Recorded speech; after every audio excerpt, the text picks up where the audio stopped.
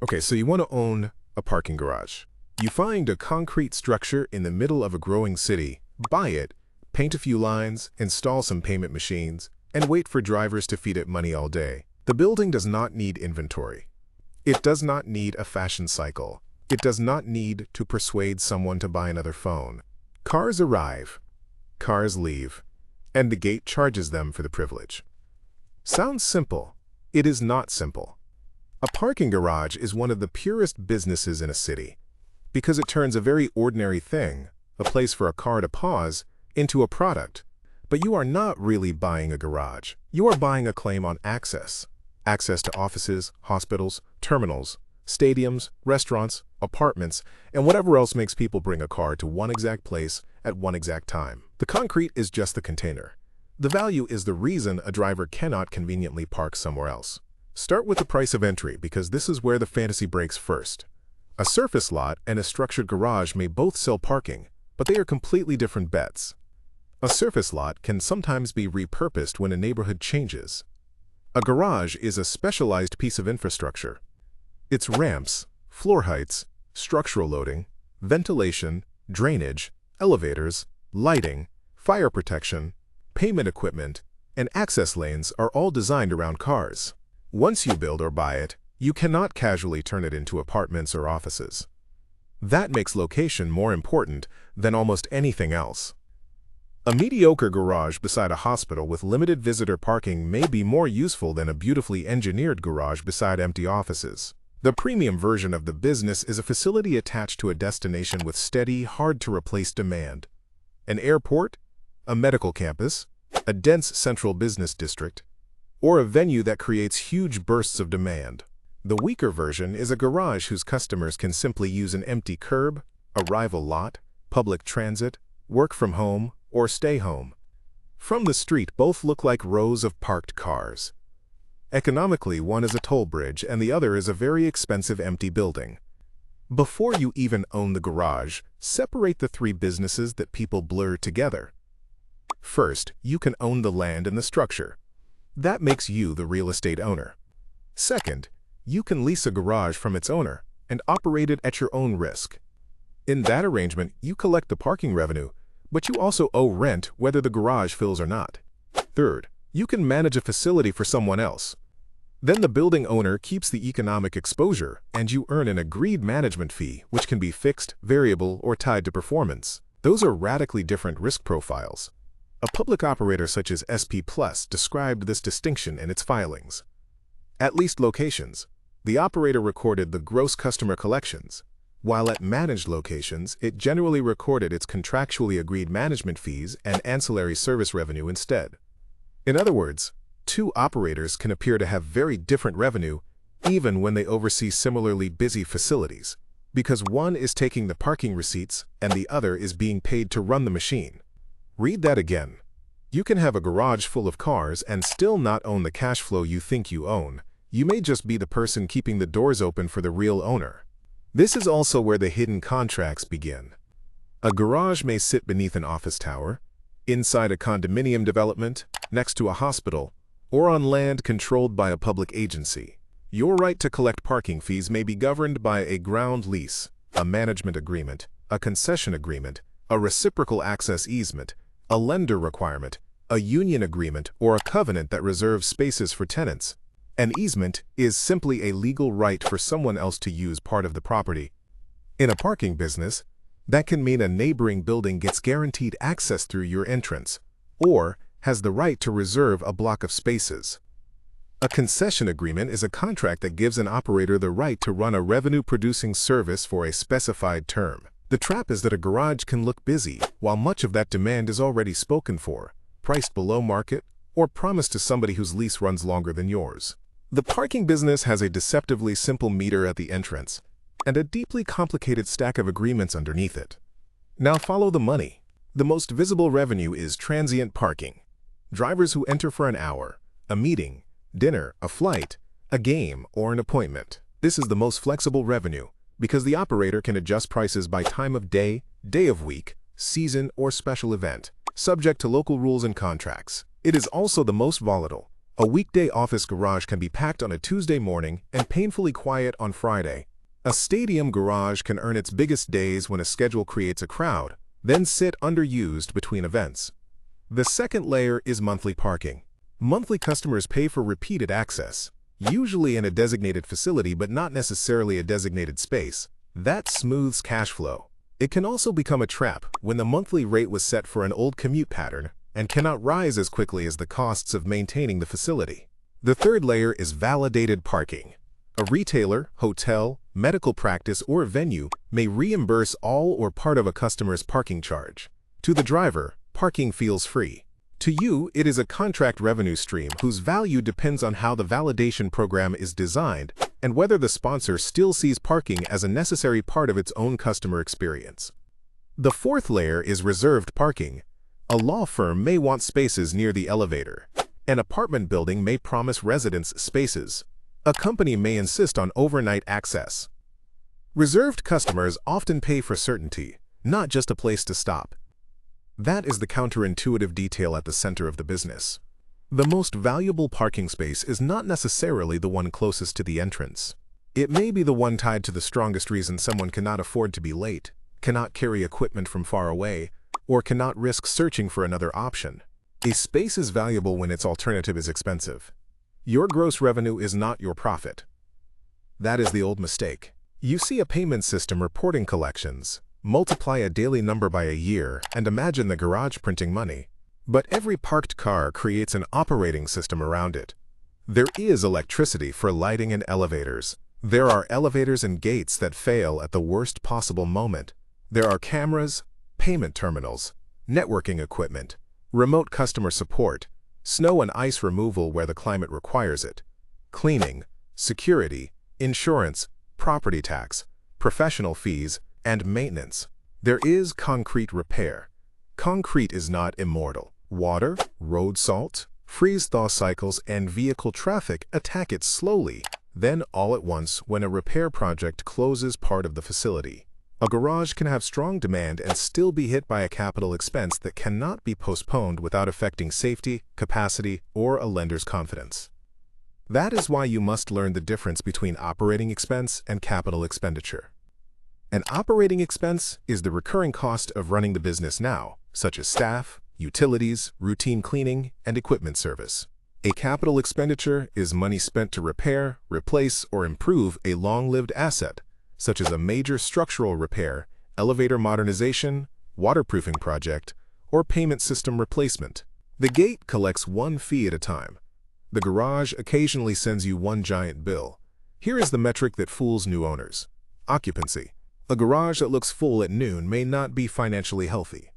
Occupancy only tells you how many spaces are used at a moment in time. It does not tell you what each user paid, how long they stayed, whether their parking was validated, how much revenue is contractually owed to another party, or whether a special event created the crowd. A garage can be full of low-rate monthly parkers while its scarce transient spaces are gone.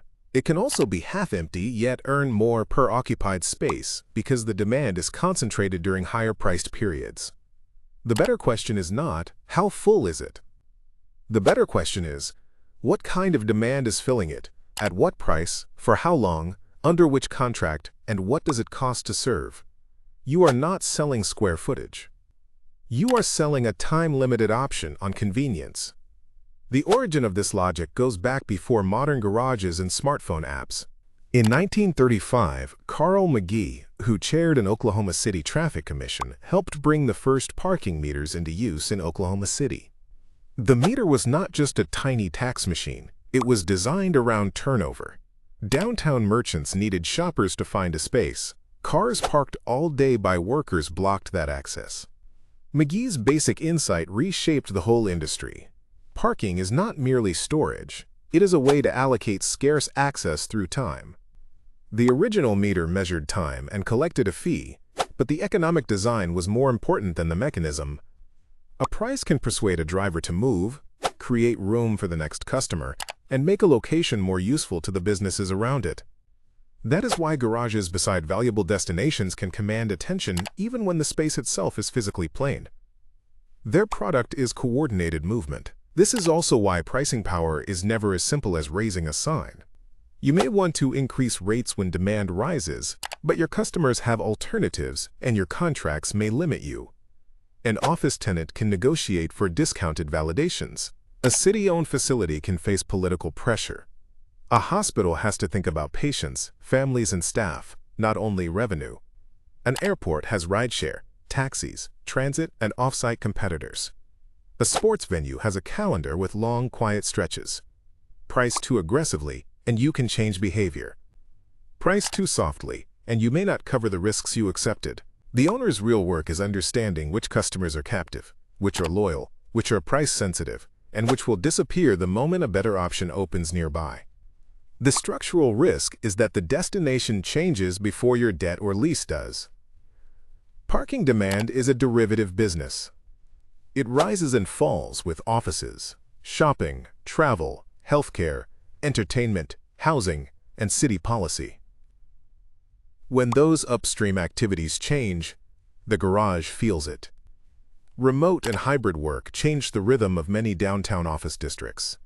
E-commerce changed the traffic pattern around retail. Rideshare changed how some people reach nightlife, airports, and events. Transit investment can reduce car dependence. A new competing garage can pull away monthly customers. A developer can replace a neighboring attraction. Even a road closure or construction project can alter the flow of cars that once made your entrance valuable. You may own the garage, but you do not own the neighborhood's habits. The pandemic demonstrated the risk in a blunt way. When offices, airports, stadiums, hotels, and entertainment venues slowed sharply, parking facilities lost the very trips they monetize. A building that seemed to have dependable daily demand could not make people drive to places that were temporarily closed or operating differently. This is why a parking garage is not passive income in the way its concrete appearance suggests. It is a bet on an urban pattern repeating itself. Then there is the most dangerous version of the business model, the long concession. A concession can be useful. It lets an owner or public agency hire a specialist, shift operating responsibility, or receive money up front. But it also forces both sides to forecast a changing city. Chicago's parking meter concession is the warning label.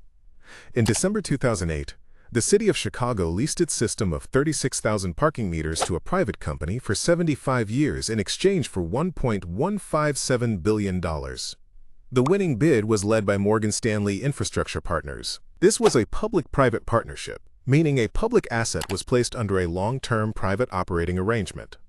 The city received money immediately.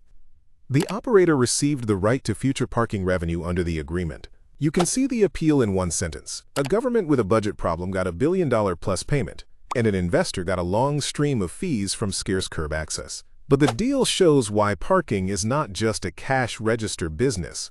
It is a forecasting business.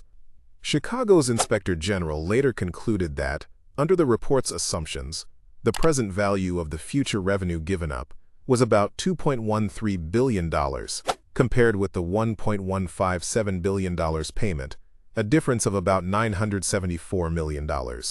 Present value means translating a future stream of money into what it is worth today, because a dollar received years from now is not equivalent to a dollar received now. The report did not prove that every long concession is bad. It showed that the term, pricing rights, risk allocation, and method of valuing future demand can matter more than the excitement of the upfront check. The same report noted that a shorter lease with revenue sharing could have been an alternative. Revenue sharing means the public owner receives part of future profits instead of selling all of that upside for a single initial payment. That is the parking business in miniature. The deal that feels safest today can give away the most valuable part of tomorrow. The Chicago case also explains the difference between a garage owner and an access rights owner. You might picture parking as a structure with ramps, but a meter on a public curb can be economically similar. A scarce piece of access, controlled by time, rules, technology, and demand. The private operator did not have to construct a 36,000-space garage.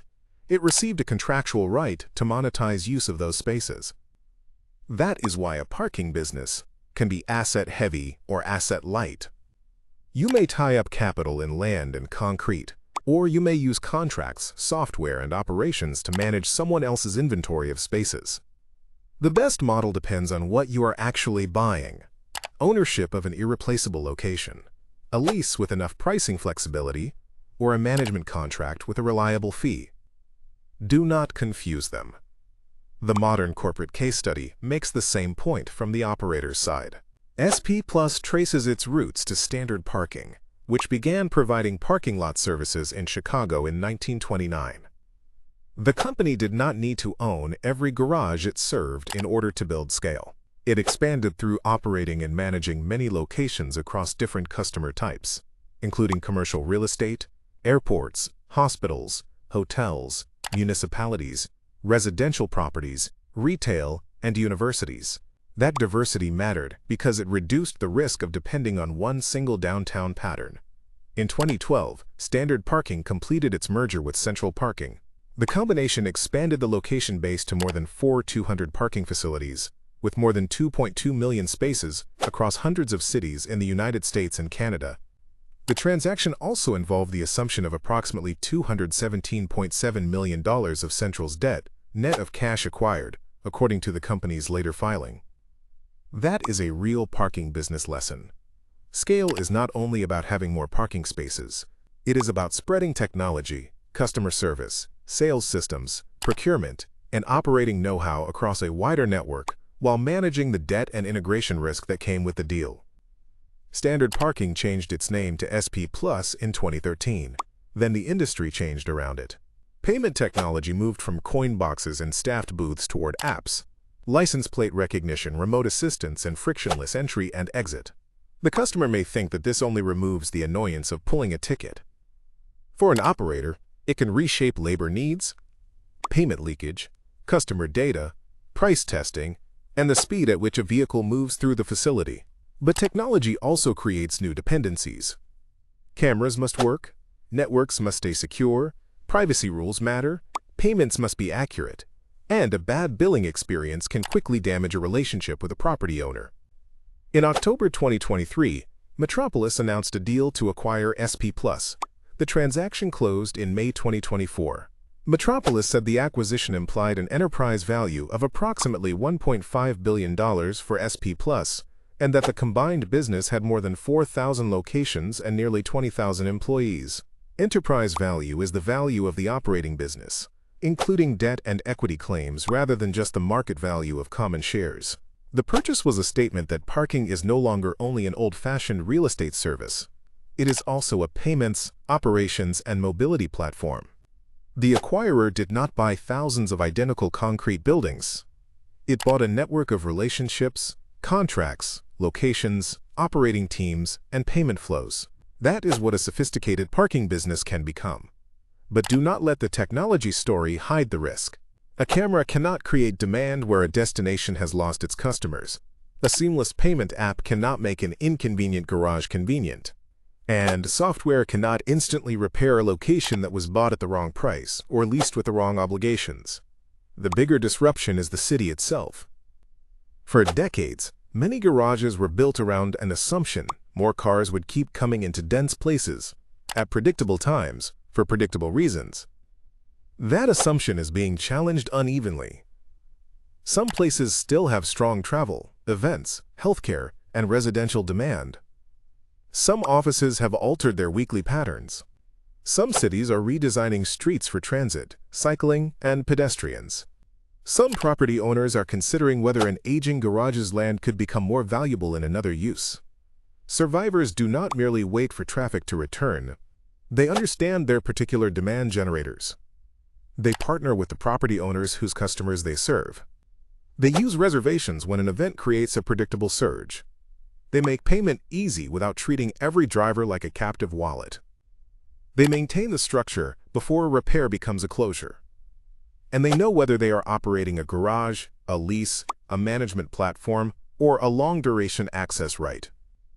So imagine the two futures. In the optimistic one, you own or control a garage beside a destination that remains essential. Demand is diverse. Monthly customers stabilize cash flow. Transient customers create upside. Contracts are clear. Maintenance is funded, and your technology makes entry and payment easier without losing trust. You are not chasing every driver. You are serving a location people already need to reach. In the realistic bad year scenario, the office occupancy pattern weakens. A major tenant leaves, a rival opens nearby, your repairs arrive sooner than expected, and the lease payment or debt service keeps coming even while the spaces are empty. The garage still stands there, exactly as solid as before. That is the cruel part. Concrete does not tell you whether the demand beneath it has disappeared. So if you want to own a parking garage, remember the fantasy is a building full of cars, but the business you are really buying is a moving market for access.